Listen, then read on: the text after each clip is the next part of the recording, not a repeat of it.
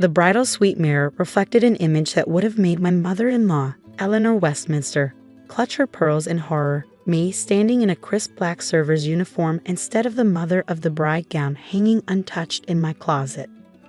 "Mrs. Harrison, the guests are arriving." A young server named Amy poked her head in, her eyes widening when she recognized me. "Ma'am, there must be some mistake." "No mistake," I said softly, adjusting my name tag that read Sarah. "Though perhaps we'll keep my actual identity between us." Amy's confusion was understandable. After all, most hotel owners don't spend their daughters' wedding days wearing staff uniforms. But then again, most mothers-in-law don't orchestrate elaborate schemes to humiliate their daughters-in-law in front of Manhattan's elite. "Your mother-in-law left strict instructions." Amy hesitated. "She said you'd be more comfortable helping the staff today."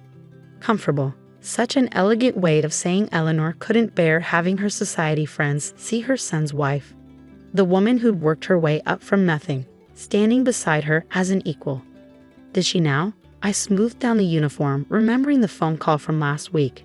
"Sarah, darling," Eleanor had purred, her voice dripping with fake concern. "Given your background, we thought you might feel overwhelmed greeting all these important guests. Why don't you help coordinate with the staff instead? You'd be so much more useful there." 20 years ago, when I first married her precious son James, such thinly veiled insults might have stung. But that was before I built my empire, before I quietly acquired this very hotel group through a series of shell companies. Eleanor still thought I ran a quaint little event planning business. She had no idea that every time she hosted her charity galas here, every time she dropped her famous name to get special treatment, she was actually trading on my reputation. Perfect timing. Eleanor's voice cut through my thoughts as she swept into the bridal suite. "The governor and his wife just arrived. We need someone to handle their coats." She handed me a stack of claim tickets without meeting my eyes. "Of course, Mrs. Westminster." I kept my voice neutral, professional. "Just another helpful staff member. And do try not to embarrass Amanda today," she added, referring to my daughter. "She's finally joining proper society with this wedding. The last thing she needs is her mother making a scene." My beautiful, kind-hearted Amanda, who'd called me in tears last night after her grandmother had threatened to cut her fiancé from the family business if she didn't go along with this charade. "I'll be as invisible as you wish," I promised, watching Eleanor's satisfied smile in the mirror.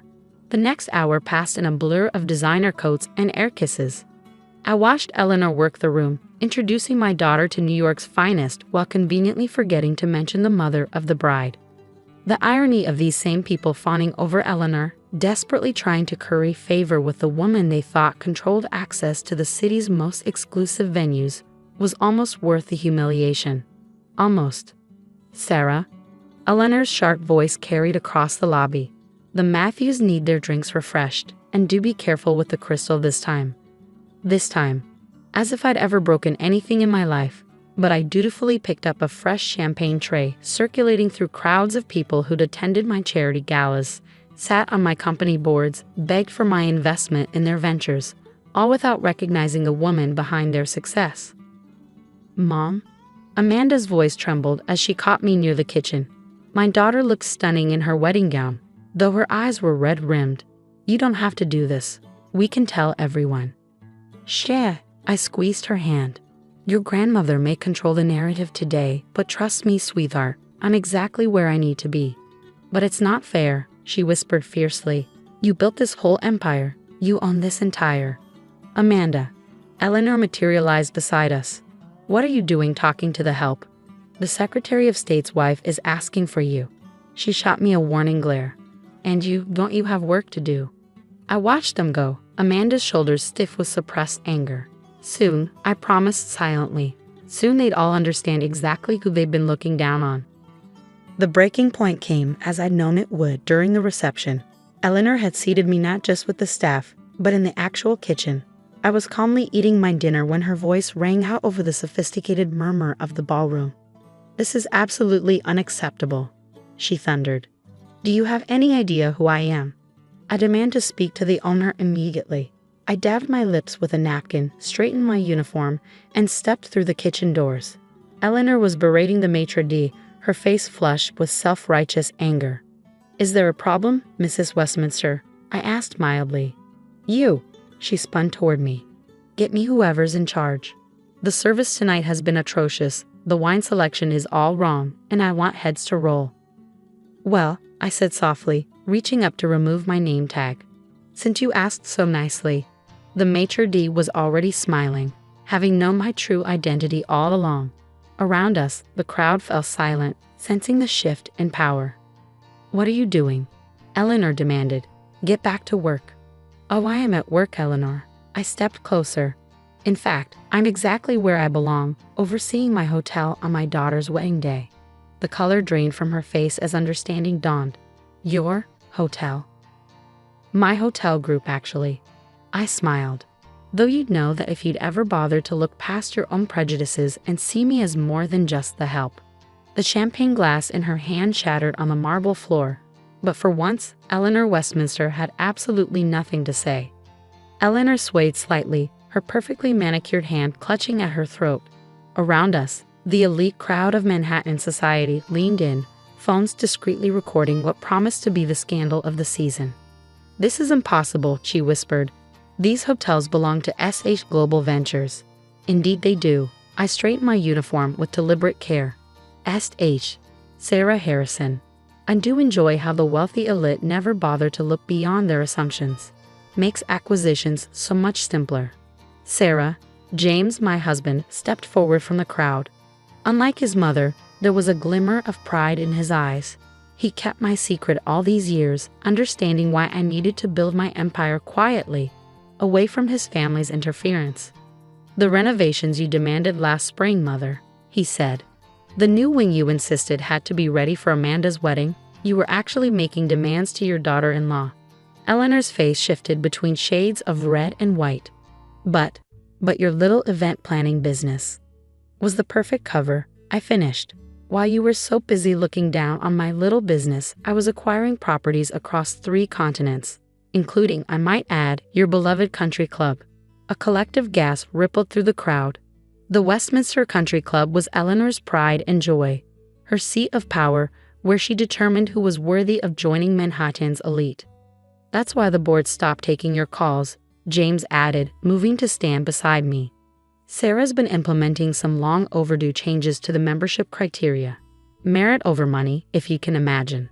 Amanda stepped forward, still radiant in her wedding gown but now with tears streaming down her face. Grandmother, how could you? Making my own mother serve at my wedding. I was protecting you. Eleanor burst out. Your mother, she wasn't born into our world. I was trying to maintain standards. Standards? I cut in softly. Like forcing your granddaughter to choose between her mother and her inheritance? Like threatening her fiancé's position in the family company if she didn't comply with your little power play? The whispers among the guests grew louder. Eleanor Westminster's carefully curated image was crumbling by the second. Mrs. Harrison, my maitre d' approached with perfect timing. Shall we serve the special reserve champagne now? The one Eleanor was told wasn't available for today's wedding? Yes, I think it's time. I smiled. And please ensure everyone has a glass. We're about to make a toast. You can't do this, Eleanor hissed. You're making a scene at your daughter's wedding? No, Eleanor. You made a scene when you decided to humiliate me in front of our guests. I'm simply correcting the record. I accepted a glass of champagne from a server. Did you ever wonder why you got such preferential treatment at all my properties? Why the staff jumped to attention at your name? She stared at me, realization dawning. They weren't responding to the Westminster name, I continued. They were responding to standing orders from their actual employer to document every interaction with you. Every demanding phone call, every belittling comment, every bounce payment. Bounce payments? James's voice sharpened. Eleanor flinched. Around us, the wealthy crowd shifted uncomfortably, no doubt wondering if their own treatment of service staff had been similarly documented. Perhaps, I suggested, we should take this discussion somewhere more private. Unless you prefer Manhattan's elite to hear about the creative accounting you've been using to maintain your lifestyle. Mother? Amanda's voice trembled. What does she mean? Eleanor's carefully constructed world was unraveling thread by thread. Her perfectly arranged society wedding was turning into her worst nightmare. The help wasn't just helping anymore. The help owned everything. The private dining room, I gestured. The same one you assigned me to eat in, shall we? As Eleanor followed me, her designer heels clicking on marble floors she no longer controlled, I caught James's eye. The slight nod he gave me confirmed what I already knew. It was time to reshape the Westminster legacy, starting with the woman who'd spent 20 years trying to put me in my place. She was about to learn exactly where that place was. In the private dining room, Eleanor collapsed into a chair, her perfect posture finally breaking. The room, with its hand-painted wallpaper and crystal chandeliers, had been recently renovated under my direct supervision, though she credited herself for the changes at every society luncheon. "What do you want?" she whispered. "Money? A position on the Westminster board?" I laughed softly. "Eleanor, I own properties worth billions. Your family's company is barely staying afloat. Yes, I've seen the books. I'm not here to take anything from you. I'm here to give you something." "Give me something." Her eyes narrowed suspiciously. "A chance to change, to become someone your granddaughter can actually be proud of, not just fear." Amanda and James joined us, closing the door on the curious crowd outside. My daughter's mascara was smeared, but her spine was straight as she faced her grandmother. "Every time you made Mom use service entrances," Amanda said quietly, "every time you seated her away from the family, told me to be ashamed of my common mother. She owned the very ground you walked on. And still she let you think you had the power. Why, Mom?" "Because real power isn't about humiliating people," I answered, watching Eleanor's face. "It's about giving them the opportunity to be better." "So what happens now?" Eleanor's voice was barely audible. "Now you have choices." I sat across from her. "Choice 1. I can announce to everyone out there that the Westminster family has been living on credit and false pretenses. I can cancel your memberships, review your accounts, make public every documented instance of your abuse of my staff." She flinched. "Choice 2. I continued, you can spend the next year proving you can change. Start by apologizing to every server you've berated tonight. Then we'll discuss establishing a foundation, with your money, not mine, to provide education scholarships for service industry workers." "You're asking me to serve the help?" Eleanor's lip curled. "I'm asking you to recognize that the help are human beings, some of whom, like me, might own empires one day." James stepped forward. "Mother, Sarah's giving you a chance I'm not sure you deserve. I suggest you take it." For the first time, I saw real fear in Eleanor Westminster's eyes. Not fear of losing her social status, but fear of losing her son and granddaughter. "Amanda," she turned to my daughter. "I never meant." "Yes, you did, grandmother," Amanda cut in. "You meant every cruel word, every subtle dig, every attempt to make me ashamed of my mother. The only difference is now you know she's richer than you. Which makes your behavior worse, not better," I added softly. Eleanor's perfectly maintained facade cracked. For the first time in 20 years, I saw something real in her expression, shame. "I don't know how to be different," she whispered. "Start by serving champagne to our guests," I suggested. "Experience what it's like on the other side. Learn their names, hear their stories. Then maybe you'll understand why I let this charade play out today." Slowly, Eleanor stood. Her designer dress rustled as she smoothed it down, a nervous gesture I'd never seen before. "And Eleanor," I called as she reached the door, "the vintage champagne you claimed was impossible to get for Amanda's wedding? I reserved it 6 months ago because, unlike you, I believe my daughter deserves the best, regardless of what society thinks." As she left to begin her lesson in humility, Amanda hugged me tightly. "Mom, you're incredible. But why didn't you ever tell me?" "Because you needed to make your own choices, sweetie, not based on my wealth or your grandmother's threats, but on what you believed was right."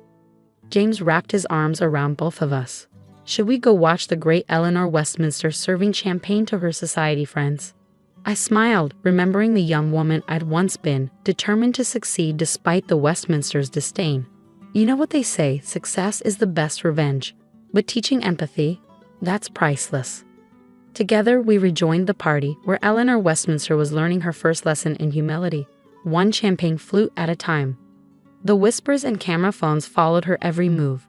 But for once, she wasn't the most powerful person in the room. She was just the help. And maybe, just maybe, that would teach her the lesson I'd spent 20 years waiting to deliver. Sometimes the best revenge isn't showing people how powerful you are, it's teaching them why they were wrong about power in the first place.